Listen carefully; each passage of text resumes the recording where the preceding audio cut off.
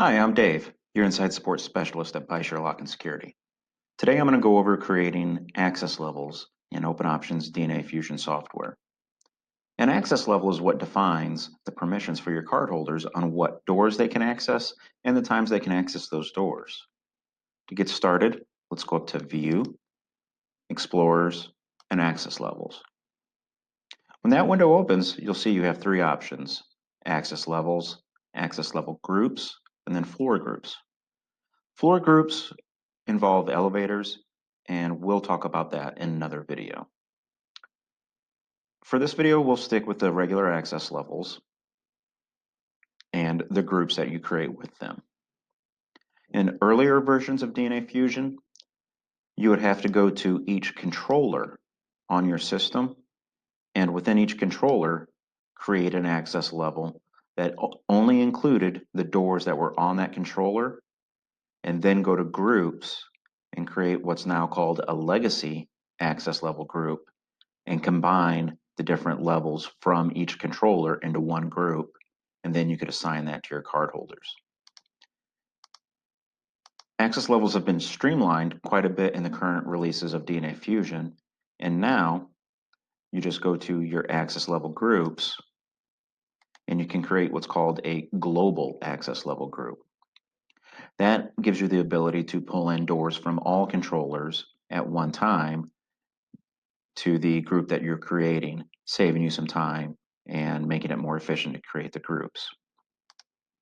If you look at the list, if you've had DNA Fusion for a while, you may have the legacy access levels on your system already, and they can be identified by a blue icon next to its name. If the icon is red, that's a global access level group. They work the same, it's just creating. Let's go to access level groups, and we're going to add a global access level group now. When that window opens, it's going to prompt us to give it a name. As always, the name should be descriptive about the purpose of this access level. For this demonstration, this is going to be one for our demo technicians, so I will name it as such. And then it's going to ask us about the default time schedule. When you assign a default time schedule, that will automatically be assigned to the doors that are in this group unless you specify a different time schedule for that group. You just have to hit the drop down arrow and you can select your options for a default schedule. I'm going to go ahead and leave this as always for this example. You have the option of creating an activation and deactivation date for your access level group.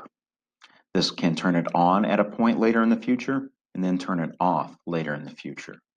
This is useful if you have temporary visitors or workers at your site, contractors, that don't need to have permanent access. Using this feature allows you to set it up and then not having to worry about turning it off exactly at the moment that those visitors or users are no longer supposed to have access. If you do nothing with this option, your access level will just work fine.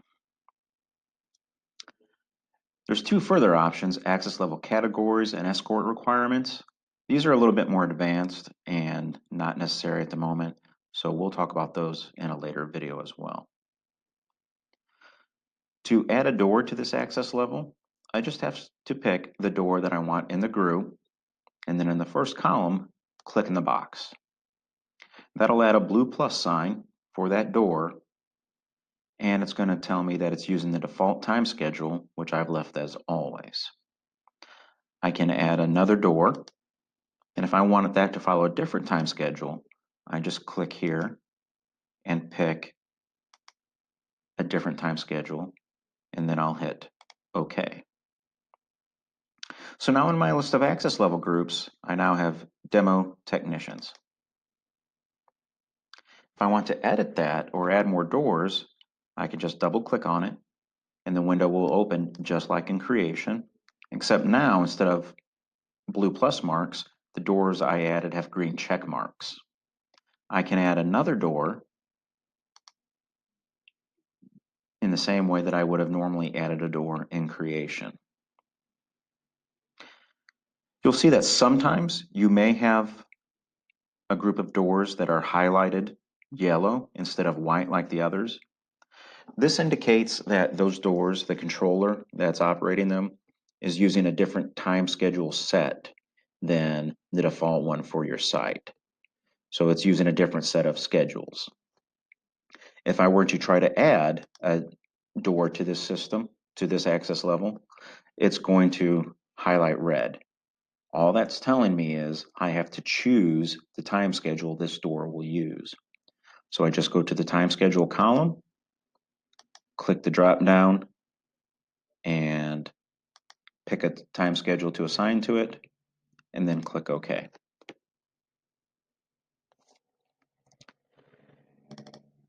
Now also, say you have a large facility with a great number of doors. Scrolling through the list could get tedious and it can get easy to overlook some. If you know the name of the door or group of doors that you're wanting to add to your access level, you can use this option, search. Just type in some text and it starts matching all the doors that have matching results to that. And then I can just click those doors and add my time schedules to them.